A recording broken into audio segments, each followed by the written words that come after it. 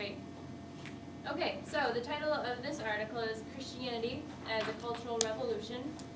And when I think of Christianity, I don't really think of it in terms of its historical aspect. I think of it more as like the belief system, so like what Christians believe, or the idea that it's monotheistic, or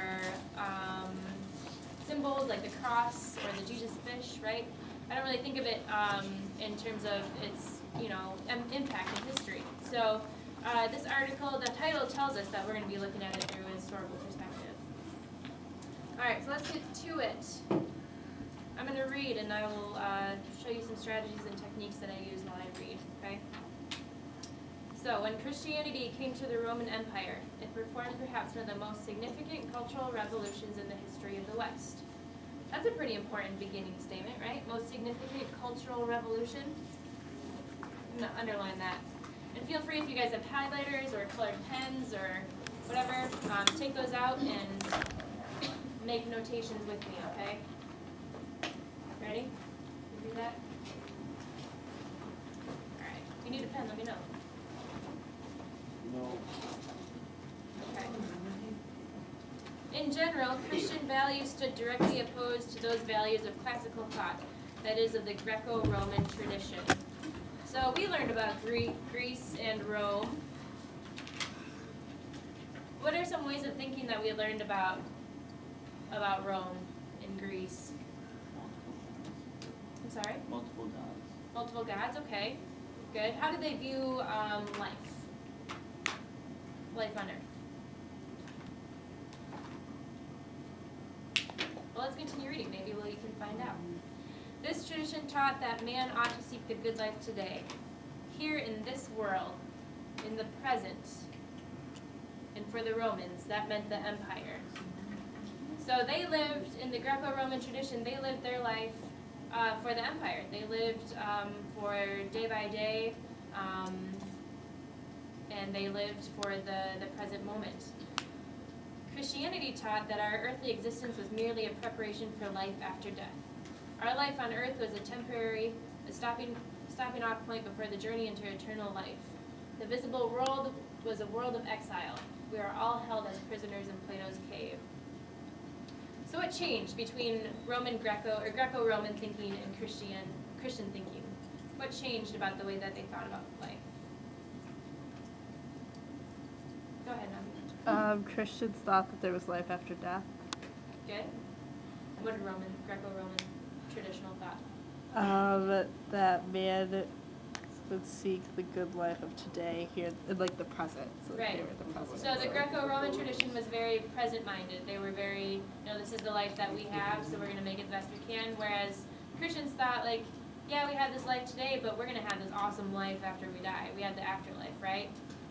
So it's very forward-thinking. So I would say when I look at this paragraph and I think of a main piece of thread of thought that continues on throughout is the revolution of thinking. Their thinking changed drastically with the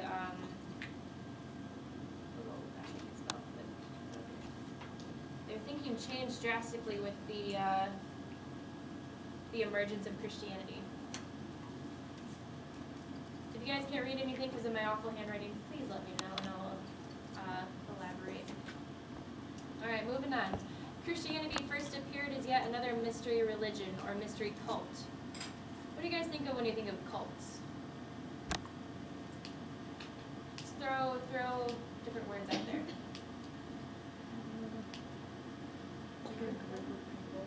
A group of people? Okay. Say it again. Yeah, kind of dark, maybe not the best intentions. Druids. Huh? Druids, Say- England, Druids. Druids, okay, good. Yeah, I kind of think of like, I don't know, candles in dark rooms and like chanting or like blood ties, you know what I mean? Like just kind of strange practices of people that believe in strange things.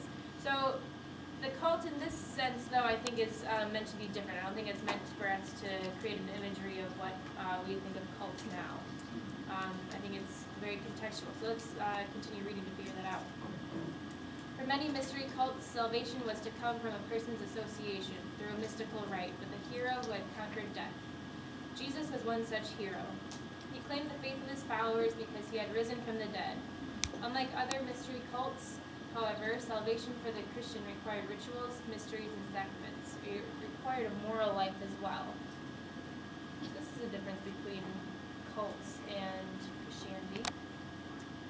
Jesus was also an historical figure. He was a real man, not some mythical hero as mystery cults had taught. So, looking at this paragraph, I have a question in mind that has come up. What's the difference between Christianity and mystery cults? What does this text tell us? It's centered around one figure. Go ahead. That Jesus was like an actual person, unlike the cults that said that he was like a mystic person. Right, yeah, good. So Jesus, for Christianity, was a real person. He ate food, he sweated sweat, he had blood. He wasn't some other worldly figure, mythological figure that was unconnected from humanity. He was very much human. He walked the earth. And that's a huge difference between mystery cults and Christianity. That's a big change in the way of thinking. And so I might include that change of thinking, just kind of reiterating the idea of revolution of thinking.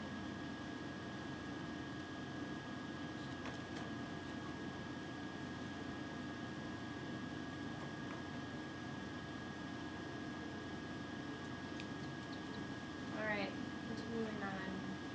From about 100 to 337, and so for me, I just need to conceptualize that a little bit more. So I'll write 237 years. That just helps me think of the time a little bit better. From about 100 to 337, the church in the empire remained an illegal and persecuted sect. Still, the church succeeded in adding to its numbers. It also developed a coherent body of theological and administrative opinion.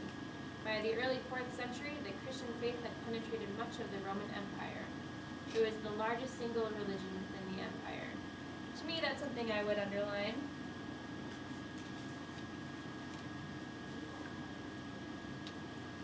The largest single religion within the empire. Good to know. The reasons for this growth are diverse. So they're going to list some reasons, is what they're saying, about why it became the largest religion within the Roman Empire. For instance, Jewish communities were scattered throughout the empire, and Christians moving from community to community could preach their ideas in Jewish synagogues. So I might write number one there, number one reason why it was the largest single religion within the empire. The Christians also inherited the sacred writings of the Jews with the 39 books of the Testament written in Hebrew. You write number two there. Why do you think that's important? Why do you think that inheriting the sacred writings of the Jews with the 39 books of the Old Testament helped spread Christianity throughout the empire?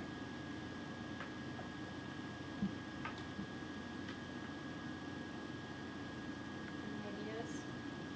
Why would adopting someone else's ways help Christianity spread? Go ahead, Quinn.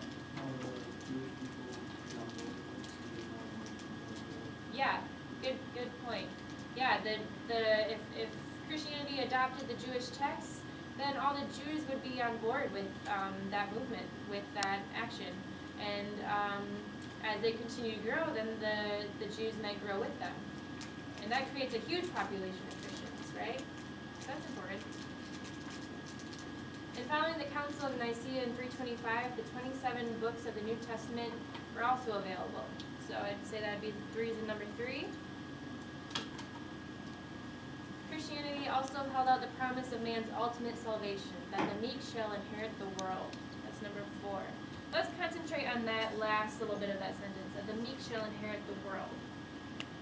Why was that such an inspiring idea? Say it again, louder. Rich and powerful usually. Yep, the rich and powerful usually rule. Good. What else? For impoverished people who feel like they had a hope of good life, right? And this kind of gave them that hope.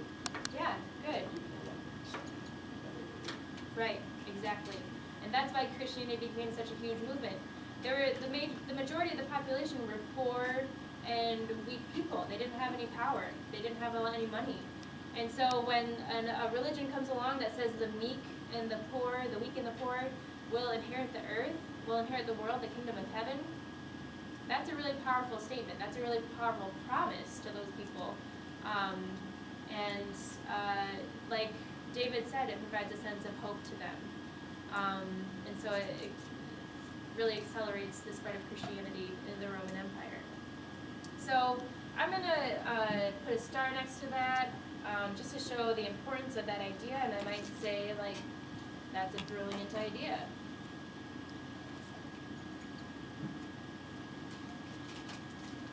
That's a great way to gain followers. Promise them a wonderful afterlife. Give them hope. That's kind of what we saw in the movie Gladiator, right? Like, Maximus gave the people hope, and the people loved him and adored him, right? We saw that in action. Alright, moving on. Christian and Jew alike, however, were persecuted for their failure to follow the Roman civil religion. This religion asked for public loyalty to the state, to the genius of Rome, and to the traditional pantheon of Roman gods and goddesses. Christian and Jews refused to make this concession. Why would they refuse to make that concession? Right, beliefs in what? And that's called what? Awesome. So yeah, they refuse to make those concessions because they're monotheistic. I'm just going to write mono.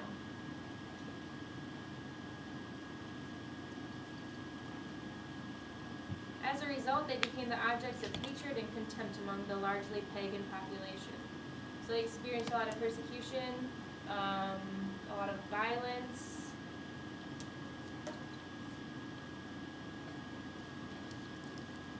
The number of persecutions was relatively small, but even the death of one person had wide significance, for this person became a martyr.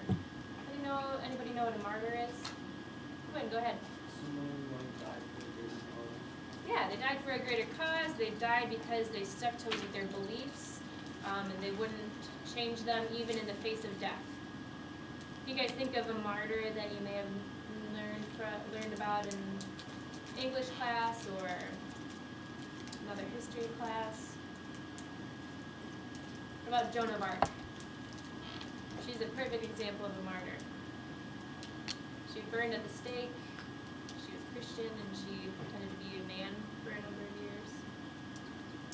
Yeah, she was a really good example of that.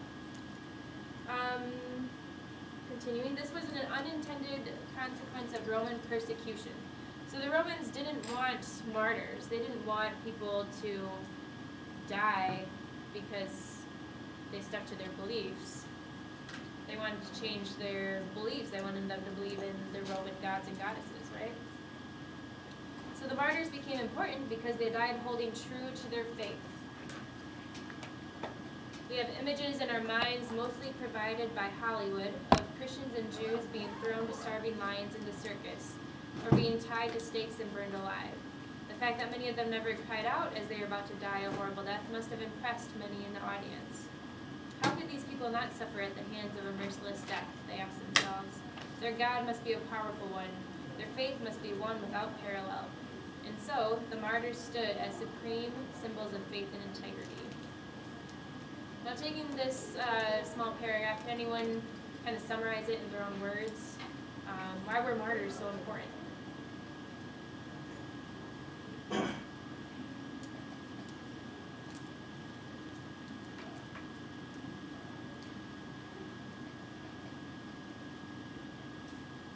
Paige, go ahead. It showed that they were like really attached to their one God and like, really believed in it enough to like have their life. Yeah. So, good. Yeah, I would maybe write something as a short summary. Like, I've written in my notes, strong faith encouraged Christians. So, it encouraged them to continue in their faith, to stand up for their beliefs.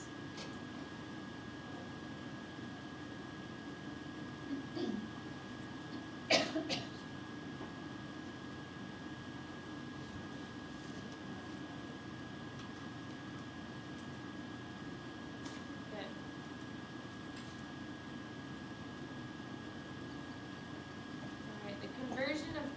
Constantine in the early 4th century was a political and psychological event. Now tapping into our previous knowledge that we already have, who is Constantine? We learned about him with the Roman Empire.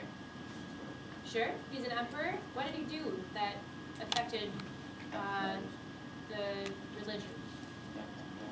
He got baptized, good.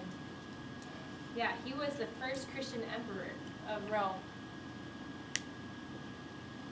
I'm gonna write that in there.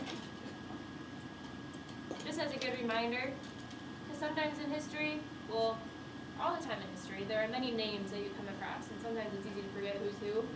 So maybe writing about who, or taking a note of who this guy is, would be helpful. Grab a pencil? Alright, so he tried to bring the Christian church into government affairs at Constantinople. This was a typically Roman notion. Don't dominate, accommodate. Where have we learned this slogan? Not the exact words, but we've learned the idea.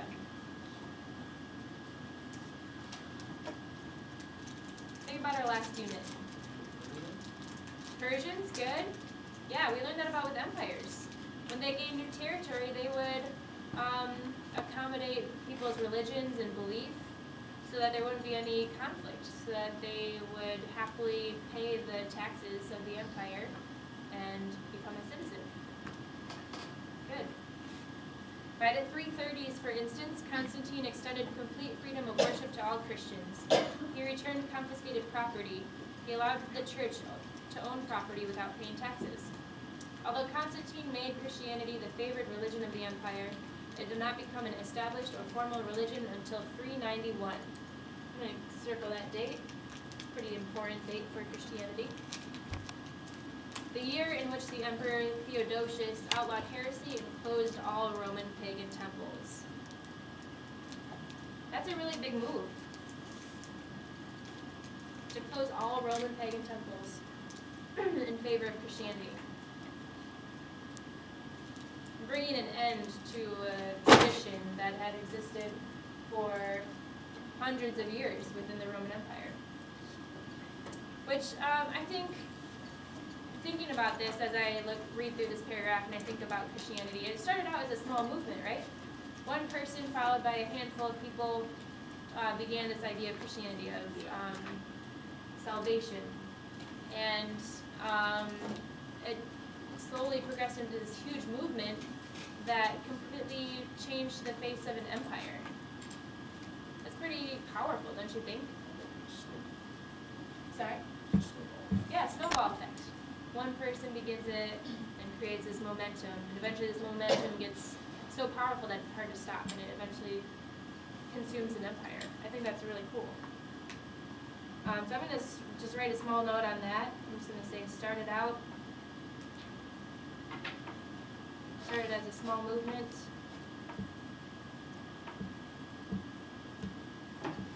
That became powerful.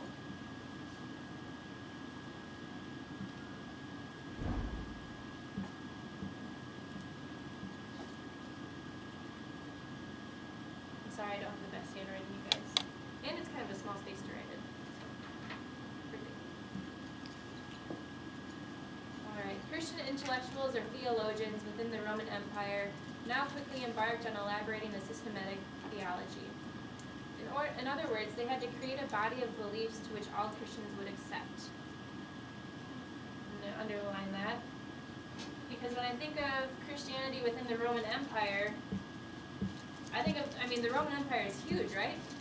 It expands northern Africa into the Middle East and up into and around the Mediterranean Sea into the Italian peninsula. It's a large area of land with a lot of people living within the land. So with so many people becoming Christian, and some located in North Africa, some located in the Middle East, some located in northern end of the Mediterranean Sea, they're everywhere. So they need to unify those people, right, and create a common set of beliefs in which they will all believe in and all adhere to. So they need to kind of create a sense of control or a sense of unity. So I'm going to write in here, large population creates necessity. It's necessary. If Christianity is to survive, they need to create a unified set of beliefs. Right? Because if they all had different beliefs, then they would all kind of slowly move away from each other and become different religions. They also developed a systematic government within the church. They believed themselves to be, as had the Jews before them, a community of people united by faith as well as by discipline. So united by faith, I think that's a key phrase in there. Do you guys know of the Jesus fish symbol? You guys know the history behind that? Yeah, go ahead. I think I do. Yeah. Doesn't it have something to do with like Pisces and the zodiac? Because I was reading something about how like it has something to do with like the zodiac or something. Like Okay. how Pisces symbol is a fish. Yeah. And so I don't know the whole story. Something like within the calendar of like Yeah. the year. Okay. Cool. Yeah, I haven't heard that before, so thank you for sharing that. We'll have to look into it a little bit more. I'm interested. What I know about it is that it was used as a way of identifying who's Christian and who's not Christian. So while Christians were being persecuted, they needed like some secretive way of knowing who is Christian and who to talk with. So when one person would approach another person, and they weren't sure if they were Christian, they would draw a curve. And then if the other person was a Christian, they would finish that curve and create the Jesus fish symbol. And it kind of became like a secret symbol between believers. And stuff like this little secret knowledge or this set of common beliefs really unified the Christian population across the entire empire, from one end of the empire to another. And that was made possible through what? What do we know that would make communication better? Silk Road, what else? Roads in general, right? Roads in within empires really helped communication. So that's how they were able to spread so quickly. And the idea of united by faith, right? That's very different for people in the Roman Empire. Because before, they considered themselves Romans. They were Roman citizens. They were part of the empire. That was their identity. But as Christianity spread and people became followers, they were instead united by their faith, which is a completely different identity, right? So I'm going to write that down because I think that is something important that has changed within this time period. So I'm going to say unity by belief and not by, we'll say citizenship.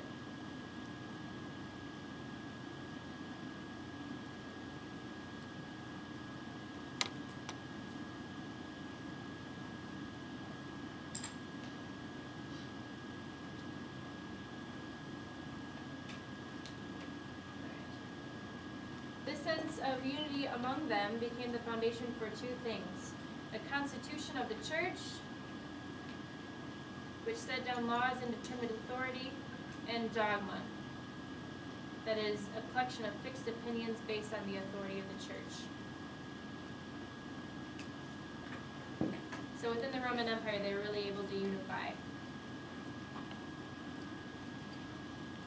However, there were those people who developed their own sects within the church, the heretics. These are, does anybody know what a heretic is? I hear it all the time, I feel like it's a common term within Christianity.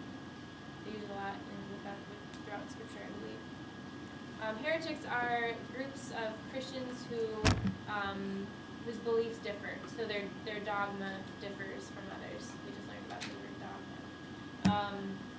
So they might believe that Jesus isn't the Son of God, but that he is like a prophet, or they might believe that Jesus was never God; he was just a man, right? So fortunately for the church, the various heresies which appeared in the first 3 or 4 centuries after the birth of Christianity forced the church to define its theology even more rigidly. In a sense, dissent within the church led not to its dissolution or falling apart, but to its further strength and authority. I'm going to underline that. You guys ever had like an argument with a friend or a family member that once you overcame those problems, your relationship was stronger? You felt like a greater bond with them? Has anybody ever had that before?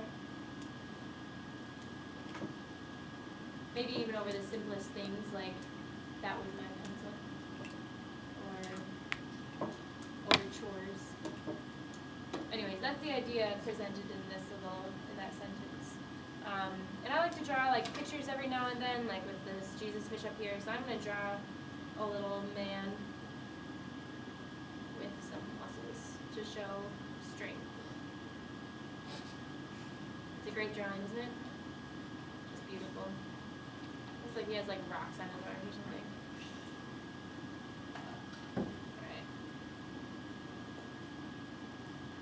In fact, Christianity would have become something quite different without heresies. As St. Paul said, there must also be heresies.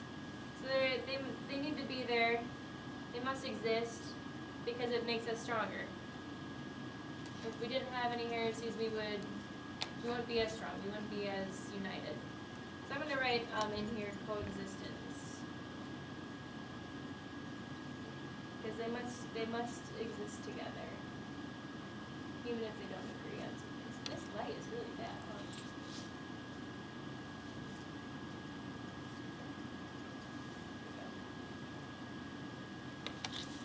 There were many heresies within the early church. Some heretics, such as the Gnostics, believed that mastery of special knowledge would assure man of salvation. Jesus was a real man for whom redeeming powers had come from above.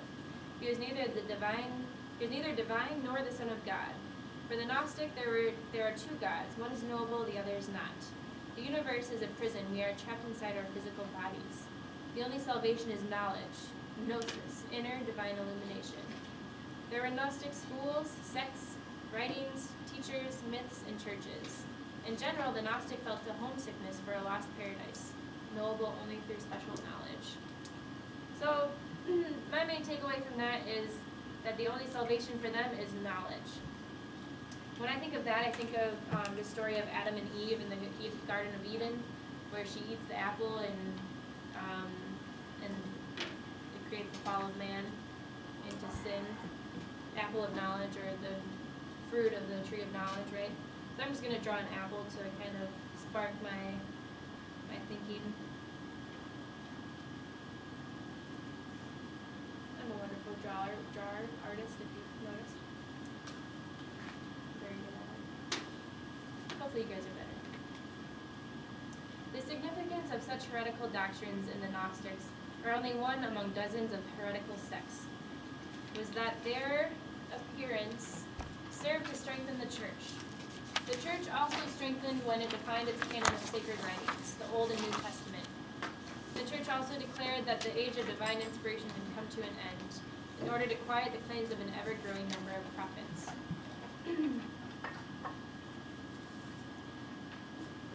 So when I think of prophets, I usually think of prophets as a good thing, right?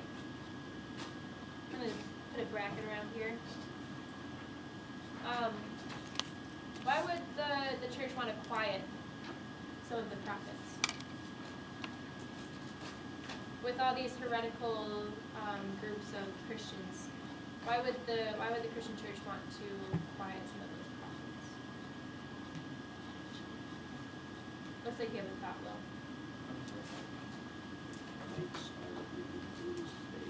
Yeah. Yeah, and what could the prophets possibly tell the people? Yeah, they could tell them stuff that isn't true or that isn't in line with the Christian dogma, right? So with all these different heretical groups, the church would want to quiet those different prophets because they might not tell the truth, right? So I might just as a reminder say that prophets, no, I always good.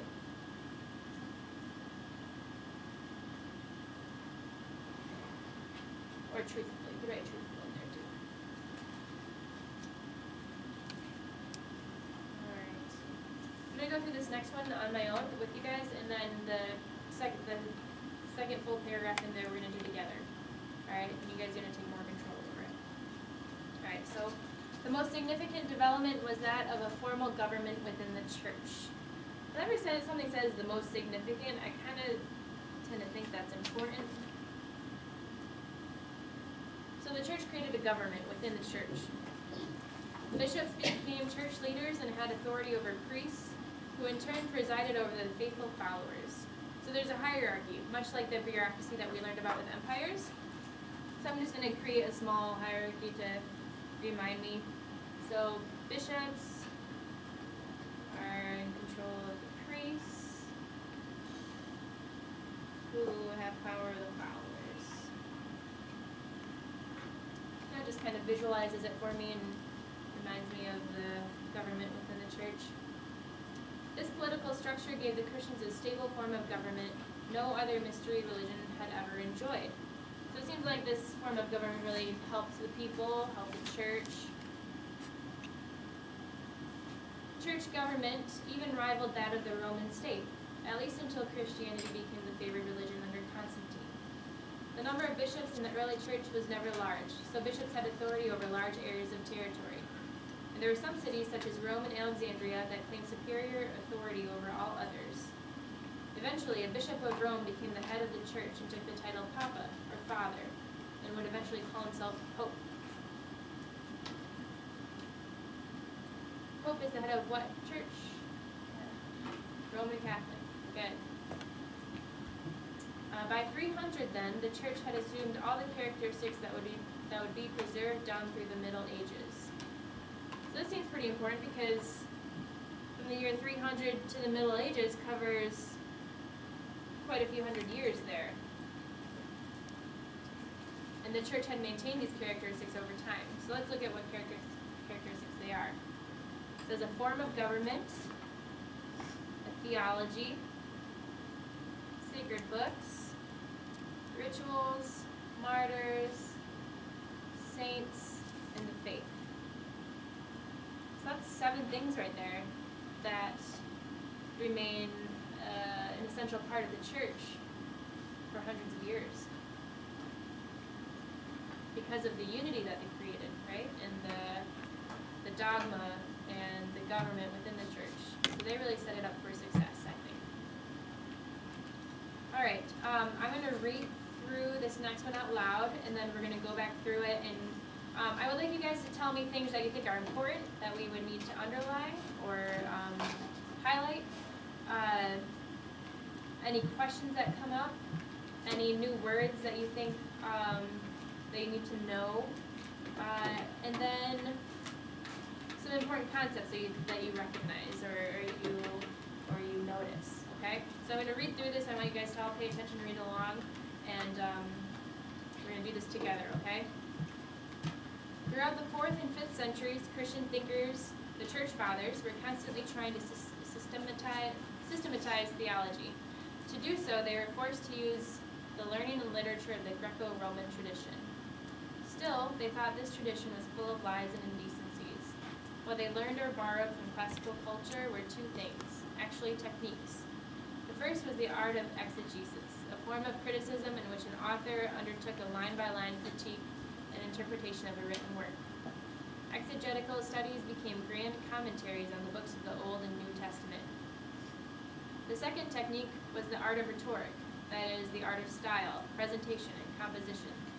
The significance of this cannot be overlooked, for it was through the church fathers that many of the texts of Greece and Rome were passed forward from generation to generation. In this way, the Judeo-Christian tradition became accommodated to the Greco-Roman tradition. You guys need a minute to look it over again. Please do so.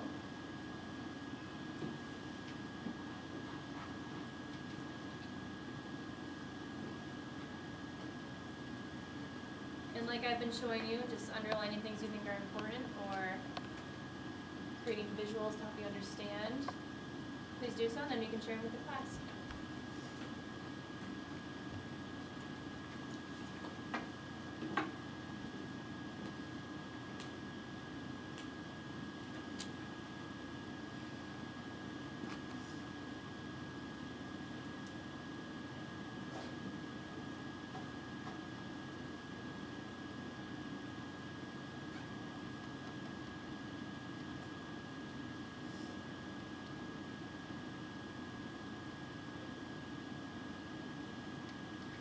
Alright, did that give you enough time to look it through again? Alright. Who's got one? Who's got an important concept or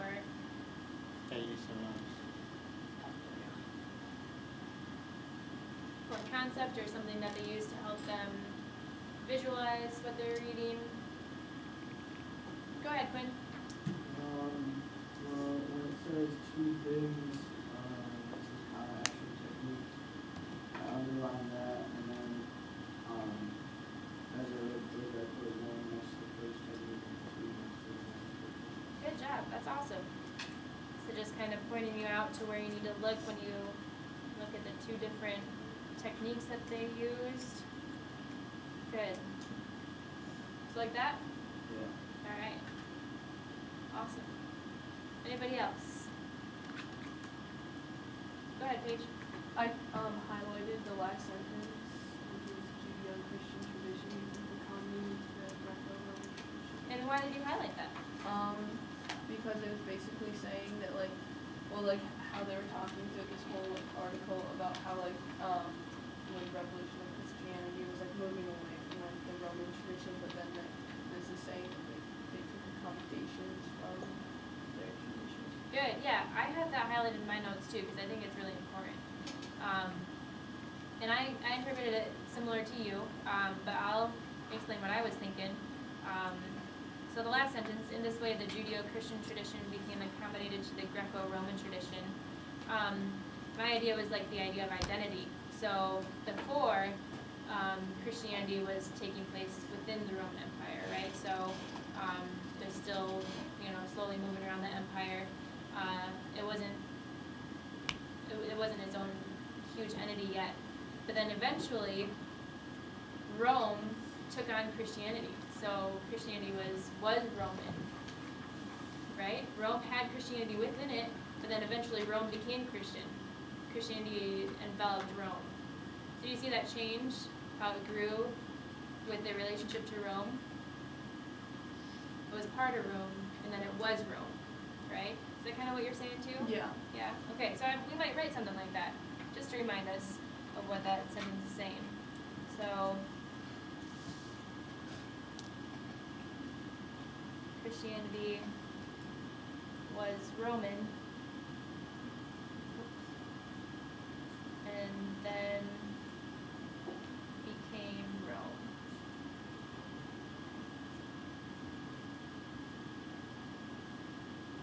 Does that make sense to everyone, that concept, that Christianity and the relationship between Christianity and Rome, and how that evolved? If you don't, that's okay. Alright. What else is in there? What other techniques did you guys use? I see you've got a bunch of stuff highlighted. What'd you highlight? Huh? Where the one right up where it says 1 and 2.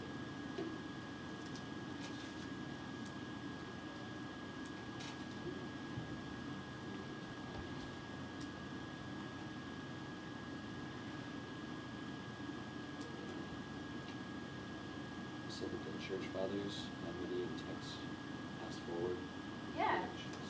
And that's pretty cool, right? Because we never think of the church fathers or the leaders passing on Roman and Greek texts such as the Odyssey and the Iliad and texts by Homer. Like, we never think of them passing or carrying on that tradition of Greek and Rome, right? I think that's pretty cool. I never knew that before. That's something new knowledge to me.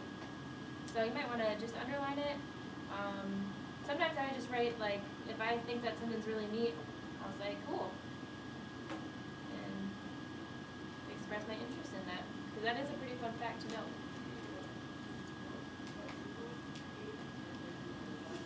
Anything else? I have one more thing in there. Anyone else add anything to the techniques that they used? They were forced to use the Greco-Roman. Yeah. And expand on that. Why were they forced to use the learning and literature of the Greco and Roman tradition?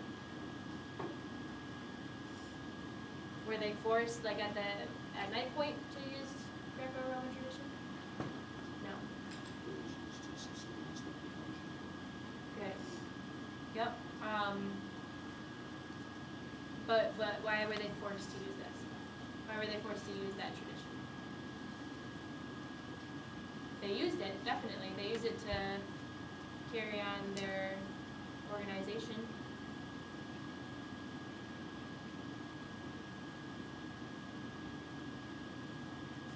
When I read that, I think about that Greece and Rome, those traditions that were so prominent within the empire, that's all they knew. That's all they knew that they could use. That's all they had, right? They don't have. I mean, we have our ways of thinking, and we use different traditions in our own writing and thinking, right? But back then, all they knew was Rome and Greece. That was all the tradition that they had, and it was very powerful, right? Like we learned that it influenced architecture, it influenced art, music, theology, philosophy, every aspect of life. So it's no wonder that they were forced to use it, because that's all they had. And I'm going to write that.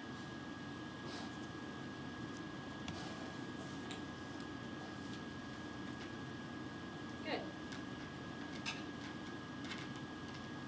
Alright, so do you guys think you guys have a good handle, a good hold on how to use these techniques and ways of questioning the text, questioning yourself, tapping into your previous knowledge, underlining and highlighting important things within the paragraph, summarizing? These are all different tools that you can use while you read text, such as this. You guys feel like you have a good handle, or do you want to do one more paragraph together? Speak up, or we're holding peace. I feel like we're doing, I don't know. Yeah? Okay. I guess so. Is everyone in agreement with Paige? Speaker of the House? All right, cool. Well, I would like you guys, what time to get out of here again?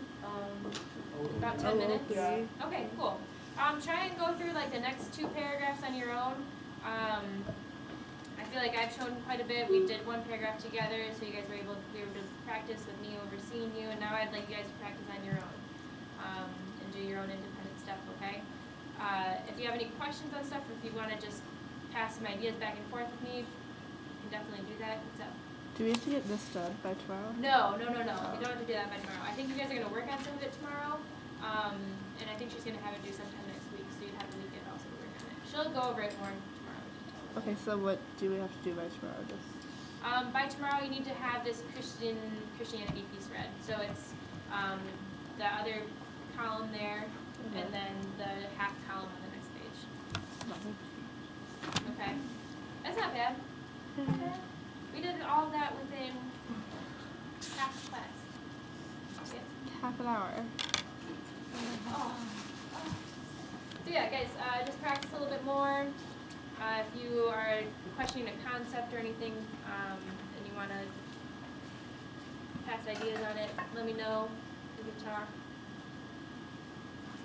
Thanks, guys, for all your attention and your hard work. I really appreciate it.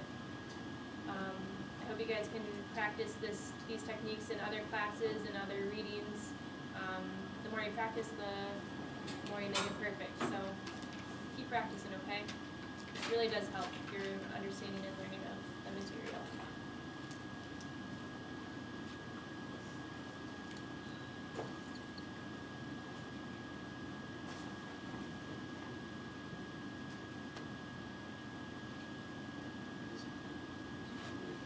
Yep, you're good. Don't go into the